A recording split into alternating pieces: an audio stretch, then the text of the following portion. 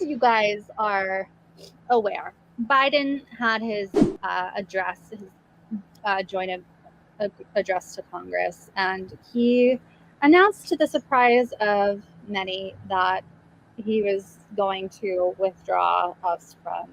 make a full withdrawal from Afghanistan. Mm-hmm. So this is kind of the summary from Axios if you, weren't paying attention or... Hard exit. That's an interesting framing. Yeah, so they framed it as the hard exit from Afghanistan. Yeah, I don't think that's entirely accurate, but let's carry on. Right, exactly. So the biggest foreign policy surprise from President Biden's first 100 days was his decision to act on a promise his predecessors hadn't: the full U.S. withdrawal from Afghanistan. Why it mattered. Biden didn't settle on an unconditional withdrawal because he saw a path to a stable Afghanistan without U.S. troops in the country. Instead, he argued that it was clear by now that no such path existed with them there. Flashback: as Donald Trump's May 1st deadline to pull out approached without any announcement from Biden, a delay became inevitable, likely with all the usual caveats about supporting the diplomatic process and responding to conditions on the ground. One Middle Eastern official told me knowingly that Biden's challenge was to convince Americans that he was getting out and the Taliban that he was prepared to stay. So to the surprise from Biden's mid-April announcement was not the timeline, all U.S. troops out by September 11th, but how definitive it was. This is not conditions-based, a senior administration's official emphasized. No counterterrorism force would stay behind. After 20 years, America was getting out. Senior leaders in the Pentagon reportedly argued against that approach behind closed doors. Former top commanders like David Petraeus did so publicly. In his speech, Biden mentioned the counter-arguments such as the U.S. would be abandoning its leverage or handing its foes a victory, and discarded them as a recipe for keeping American troops in Afghanistan indefinitely. So there are some points that we should discuss here. And I re-listened to Biden's speech on this right before going live. And I find it honestly hard to kind of decipher him. I find it... I'm sorry for laughing, but yes. No, it's that can often be the case. Because I think he does really do a good job of coming across as like, oh, good old boy, sincere Joe. I have a good heart. My boy Bo was in the war. I understand. Yeah, I voted for the war, but now I went in 2008, and we can't keep doing this. It's clear that it's clear that this is just gonna, that everyone keeps saying that if we withdraw, then it's just gonna leave a vacuum, and they're just gonna keep saying that no matter what. So he's making the right, every argument that I have, or a lot of the arguments that I have against these military-industrial complex people, like the Hillarys and the Condoleezas and the David Petraeuses, Biden said in that speech. And so in a good world, that was a good speech and a good plan. But can I trust him? No, probably not. I want to. What are your thoughts? I think this is a very complicated situation. Let me just start with that. I think when we look at George W. Bush's wars, that Afghanistan and Iraq are two totally different entities and different domains of discourse, and I'll explain why. Afghanistan has been a place that has been invaded multiple times by multiple countries, not just the United States, and it's always been a disaster. It's disaster after disaster after disaster. So I think that's the first thing we need to look at. I don't know that it made sense ever to invade either Iraq or Afghanistan, but for very different reasons, right? So Iraq was obviously, this is the bigger fish that they wanted to fry, so to speak. There was no evidence that was clear and true. They fabricated it. We know they went to war on fabricated evidence. That's not a controversial statement at this point. There was no weapons of mass destruction. And they did this knowingly. I mean, this to me makes the entire Bush administration war criminals on a scale that is just beyond understanding to me. But this is what we are looking at, and it really, I can say tangentially, couldn't get that word out, that it really irritates me that people try to rehabilitate George W. Bush at this point. No, do not rehabilitate that guy. He's awful. He did awful things. Down there painting immigrants now, right? I can't. The guy's, he belongs in The Hague. He's a horrible, what he did is so unforgivable. And it was, I mean, the dead bodies on the Iraq side, on the U.S. side, like all of it is just horrifying. And for what?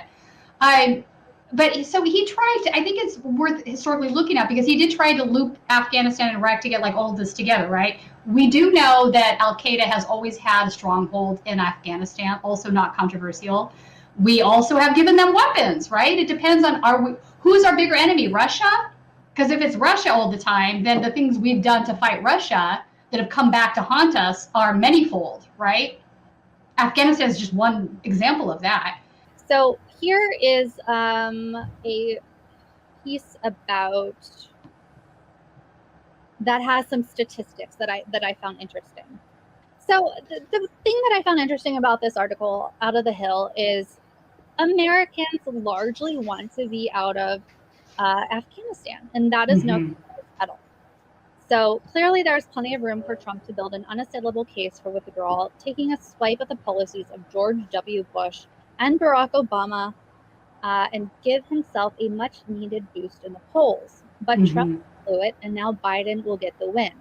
I would say maybe, if Biden. Maybe, yeah. The most recent polling has Americans favoring withdrawal by a 73% to 27% margin. That's pretty big. Majorities in all demographic groups and among Democrats, independents, and Republicans favor getting out. There is hardly an issue in American politics that enjoys such widespread support. Polling has been clear for the last few years that getting out of Afghanistan would be a political winner. A 2020 Koch Institute-sponsored poll. Yeah. Wait, can we just have that for a second as a topic of conversation? Right? I mean, Koch is sponsoring YouGov polls now. I mean, well, hang on, it was the Economist, so I guess that's really not. I would think Cato Institute would be, but that's not a stretch, I suppose. Yeah, right. Yeah, obviously Koch should not be sponsoring polls, but anyway. One might claim that support for withdrawal reflects a lack of knowledge of the situation, but a 2018 YouGov poll showed a majority of the public in favor of withdrawal and even higher percentages of U.S. armed forces veterans supporting withdrawal.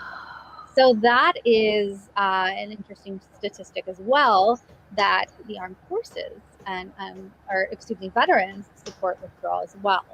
So the Brookings Institution attempted to put on a brave face on public support, claiming in a headline disingenuously that Americans are not unanimously war-weary on Afghanistan.